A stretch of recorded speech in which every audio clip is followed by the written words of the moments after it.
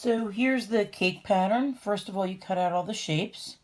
When you're done, you're going to put the shapes, line them up on a piece of cardboard.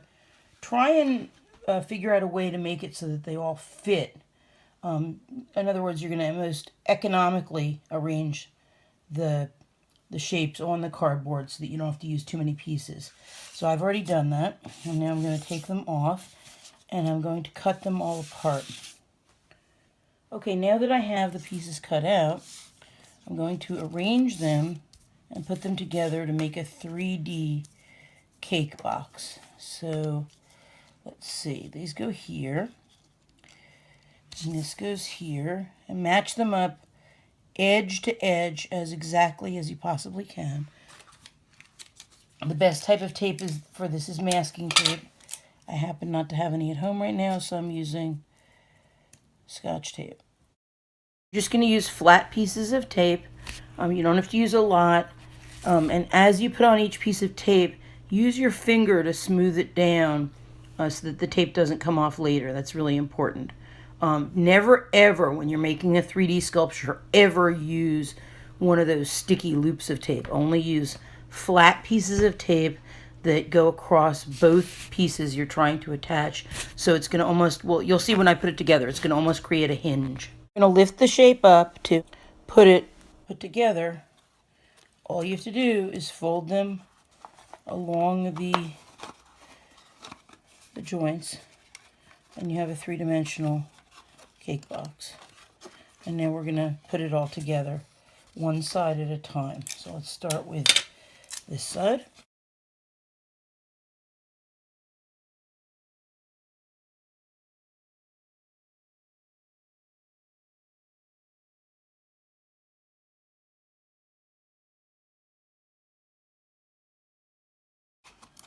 And this side. You don't have to go crazy with the tape because you're going to be covering the whole thing with tinfoil.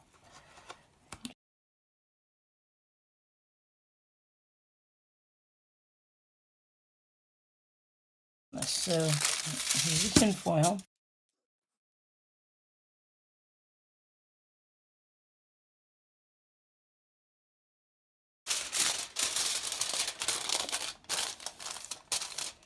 See how I'm creasing it? It's almost like you're wrapping a present.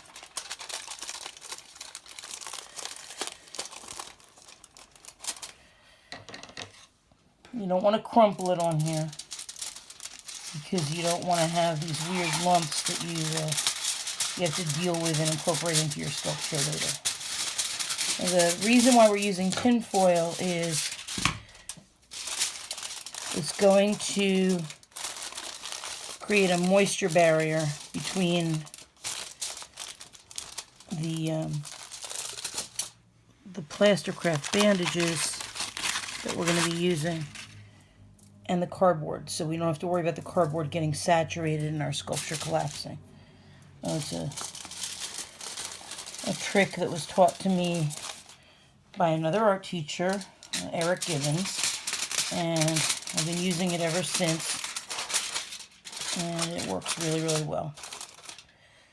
So let's see. Rather than folding it too much and having too many lumps, I'd rather fold it neatly and have a nice smooth surface.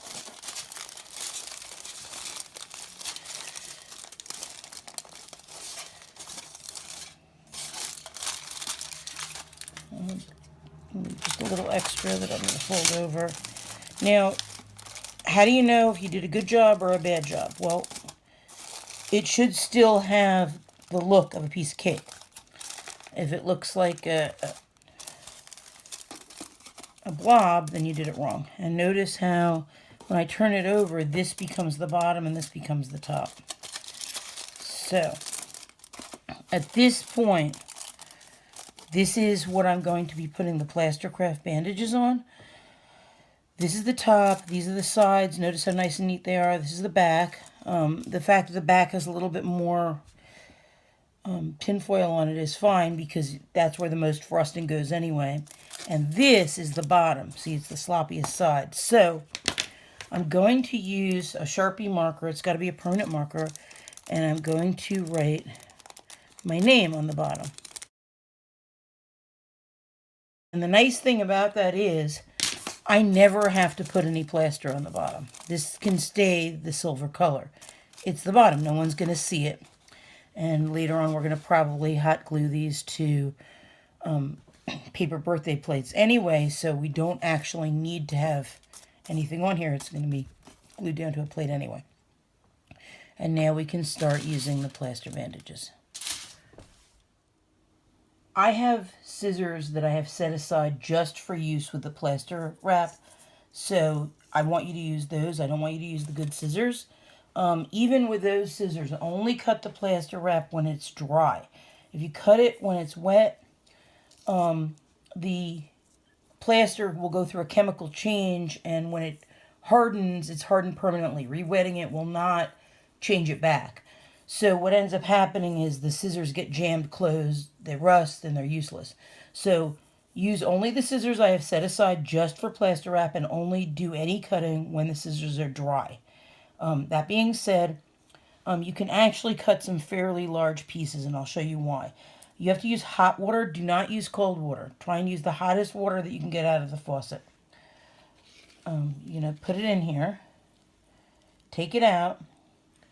Put it on the artwork as neatly as you can. Wrap it as neatly as you can. And before it dries, start smoothing it. The idea is to smooth it until you do not see the holes anymore.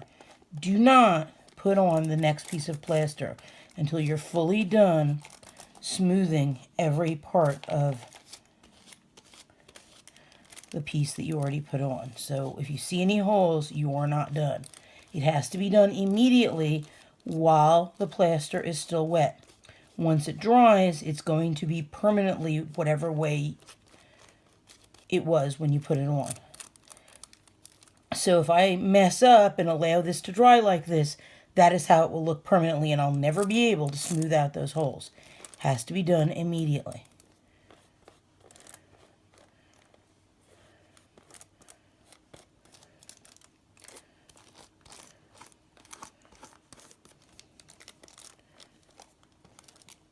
Okay, and that's how you apply the plaster wrap. So now, the idea is you have to get rid of any hint of the tin foil. Okay, you're going to put each piece on. Notice how I overlapped it slightly. I don't want to see any tin foil showing anywhere except where I put my name. You don't want to cover over your name. Everywhere else, you're going to cover it.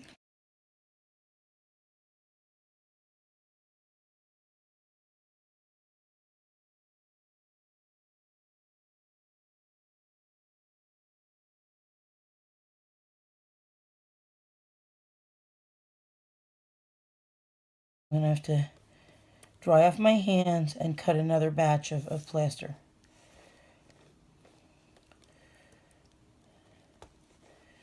And while we're on that subject, do not allow the roll of plaster to get wet. Because if it does, it's ruined. It'll harden, and then the next person who tries to use it will find that it doesn't work at all. I'm just going to get a paper towel and dry my hands. Usually I have a wash basin that I put the dry plaster in so it doesn't get wet until I want it to get wet. I don't have any of those here with me, but at school I have these wash basins, and I instruct my students that they have to remain dry at all times. They're not allowed to drip any water on them, and they're for cutting up the dry plaster. Sometimes if I have a student who finishes early, they'll cut up a bunch of dry plaster for another student who's still working. I think that's probably enough.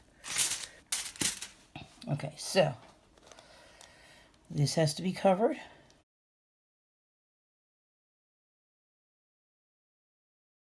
This side's covered and that side's covered. Now it's going to sit overnight. Any extra plaster that I have, plaster wrap, is going to go back in the basin for the next student to use. And when I come back tomorrow, I'm going to use joint compound, which is like a plaster that's in a creamy consistency. And I'm going to put it on here to make the icing, and I'll show that in the next video.